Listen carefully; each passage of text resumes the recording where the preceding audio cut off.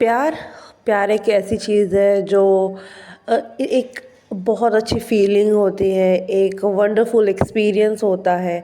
माँ अपने बच्चे से करती है, बाप अपनी बेटे से करता है, बेटी से करता है, भाई अपनी बहन से करता है, लड़का एक लड़की से करता है। एक लड़की से प्यार करता है, उसको आज बोला जाता है बॉयफ्रेंड गर्लफ्रेंड। अगर वो शादी नहीं करते, शादी से पहले अगर कोई लड़का किसी से प्यार करता है और वो लड़की भी उस लड़के से प्यार करती है तो वो रिलेशनशिप में आ जाते हैं और वो बॉयफ्रेंड गर्लफ्रेंड के रिलेशन में आते हैं। बट क्या पता कि वही प्यार, वही रिलेशन आपकी जान ले ले। तो आज का केस रहने वाला है यूपी केस, जिसमें आरती यादव की इसी प्यार के कारण मौत हो जाती है। Let's just discuss about today's case, what just happened with Aarti Yadav. Aarti Yadav एक यूपी की रहने वाली लड़की होती है जो एक बिलो मिडिल क्लास फैमिली से बिलोंग करती है। आरती यादव अपने पापा के साथ, अपनी मम्मी के साथ आराम से इंजॉय करती है, यूपी में रहती है। बट उसके पापा यूपी से मुंबई शिफ्ट हो जाते हैं वर्क पर्पस के लिए, और वहाँ पे सेम आरती के फादर ही सारी चीज़ें देखते थे, कमाते थे, घर के लिए खर्च करते थे। और वहाँ पे आरती यादव की मुलाकात होती है रोहित यादव से। रोहित यादव हरियाणा का रहने वाला था। रोहित सेम काम के पर्पस के लिए आता है, बट उसकी कंडीशन, फाइनेंशियल कंडीशन बहुत अच्छी होती है क्योंकि वो एक वेल सेटल करियर में होता है, प्राइवेट कंपनी में उसकी जॉब होती है। तो उसका कोई फाइनेंशियल ऐसी कंडीशन नहीं होती कि भाई उसको फाइनेंशियल प्रॉब्लम है। बट आरती यादव के केस में आगे फाइनेंशियल प्रॉब्लम होने वाली थी। आरती यादव और रोहित रिलेशनशिप में आए तो बहुत अच्छा चल रहा था।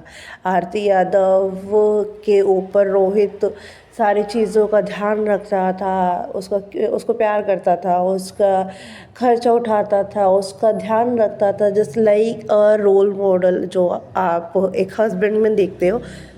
सेम आरती यादव के लिए रोहित यादव उसके लिए सारी चीज़ें करता था। और रोहित का भी ऐसा हो गया था कि रोहित का भी आरती के बिना उसका मन नहीं लगता था। जैसे अगर आरती की कभी भी रोहित से बात नहीं हो तो उसका दिन अधूरा रहता था, उससे बात नहीं होती थी तो उसको मन नहीं लगता था।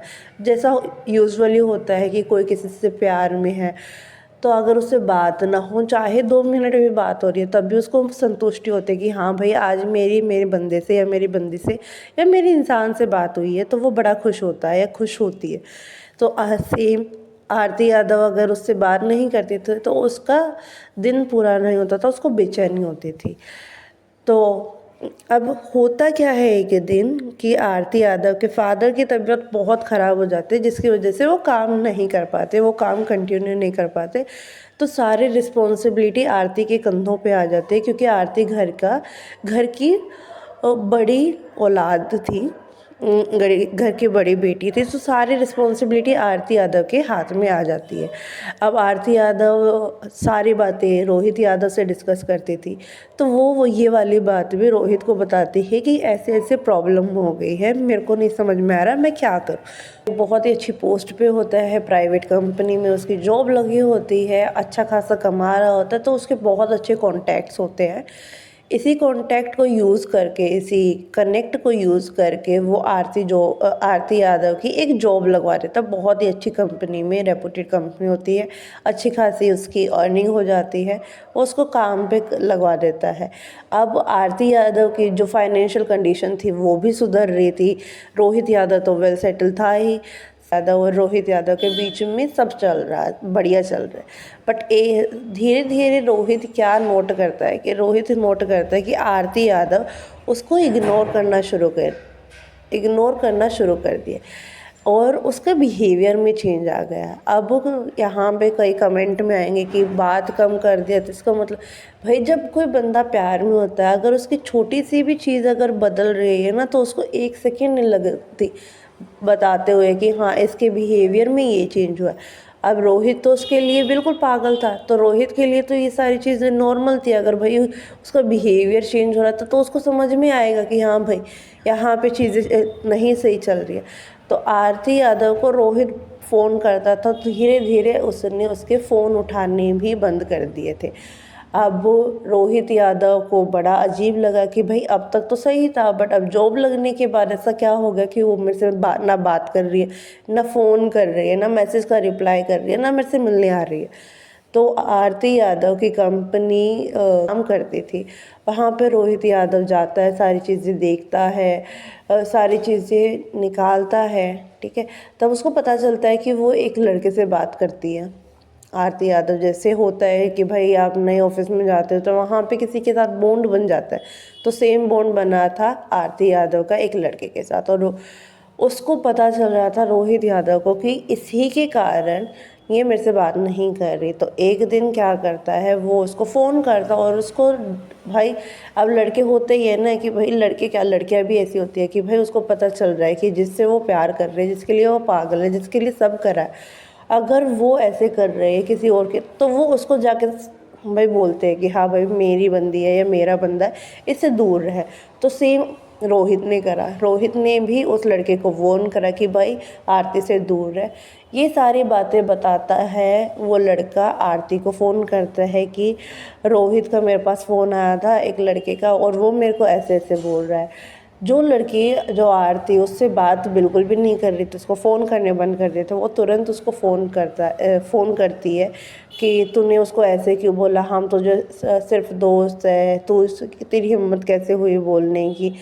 मतलब वो उस पे ही वो ब्लेम कर देती है, उसके ही सर पे चढ़ जाती है। अब ये बात सुन के रोहित को और गुस्सा आया कि भाई वैसे तो मेरे से बात कर नहीं रही, उसके फेवर के लिए उसको अगर मैंने बोला तो तेरे को इतनी मिर्ची लग रही है, तेरे को इतना बुरा लग रहा है कि भाई तू उसके लिए मेरे से लड़ रही है। अब रोहित से ऐसे बात होते होते रोहित क्या करता है, वो बोलता है कि भाई मैं तो बोल लूँगा, ऐसी ऐसी बात है, मैं तेरे प्यार करता हूँ, ठीक है। तो अब उनकी बहस होती है और बहस में आरती यादव का फ़ोन तोड़ देता है रोहित। अब आरती को भी पता चल जाता है कि भाई हाँ ये ठीक नहीं है, ठीक है। और वो क्या करती है, वो जाके पुलिस स्टेशन में कंप्लेन करा देती है। कंप्लेन क्या करवाती है कि भाई वसई पुलिस स्टेशन, मतलब वसई में आरती यादव रहती थी, तो वहाँ पे जाके वो पुलिस स्टेशन में कंप्लेन करती है कि इस इंसान से मेरे को खतरा है, ठीक है, और इसने मेरा फ़ोन तोड़ा है। तो जब वो फ़ोन तोड़ा था तो पुलिस स्टेशन में रोहित को बुलाया जाता है, 2-4 थप्पड़ भी लगा दिए जाते हैं उसको, और जो उसके फ़ोन तोड़ने के कारण जो नुकसान हुआ था वो भी वो भरता है, उसको भी वो पे करवा देते हैं, पेमेंट करवाते हैं।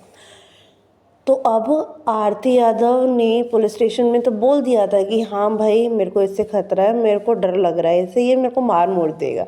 पर पुलिस वाले होते हैं कि भाई ये वही कपल वाली लड़ाई है तो इनका तो नॉर्मल ही होगा, तो वो आरती यादव को सीरियस नहीं लेते। अब थोड़े दिन तक क्या होता है कि जो रोहित है वो आरती को स्टॉक करता है, किस टाइम वो आती है, किस टाइम वो जाती है, किस किस इंसान से मिलती है, क्या क्या करती है, कहाँ से जाती है, कौन से रास्ते से जाती है। अब उसने सारी चीज़ें नोट कर ली है।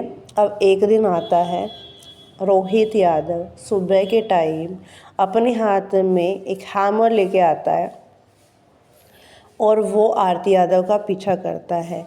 सुबह का टाइम होता है, भीड़ होती है, पता नहीं हज़ार आ जाते हैं।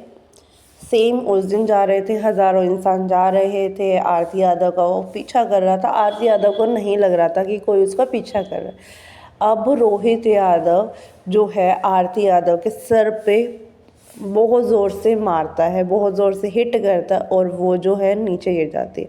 वो 15 से 16 बार उसको बार बार में उसके सर पे हिट करता है तब तक वो बेहोश ना हो जाए। और उसको मारने के बाद, मतलब उसको उस 15 बार मारने के बाद उसको पकड़ के हिलाता और बोलता कि तूने मेरे साथ ऐसे क्यों करा, तूने मेरे साथ ऐसे क्यों। बार बार में ये बात बोले जा रहे हैं, बोले जा रहे हैं, बोले जा रहे हैं। फिर वहाँ पे आराम से उसका मुंह ढक के उसकी चुन्नी से, उसके दुपट्टे से, और वहाँ पे बैठ के उसको देखे जा रहा है, देखे जा रहा है। जब वो सारी चीज़ें कर रहा था तो कोई इंसान सामने नहीं आया आपकी मदद, उसके आरती की मदद करने के लिए कि भाई रुक जा, मत मार, क्यों कर रहा है ये सारी चीज़ें। नहीं, कोई भी नहीं मदद के लिए उसके पास आया। अब वो आराम से वहाँ पे बैठ गया, उसको देखे जा रहा है। पुलिस स्टेशन में फ़ोन कर दिया जाता है कि हाँ भाई ऐसे ऐसे हो गया। वो चुपचाप पुलिस के साथ चला भी जाता है, ठीक है। वो सारी चीज़ें एक्सेप्ट कर लेता है, सीसीटीवी कैमरे में भी रिकॉर्ड हुई है सारी चीज़ें जो है, वो प्रूफ भी है, सारी चीज़ें वो खुद एक्सेप्ट भी करता है कि हाँ मैंने मारा है।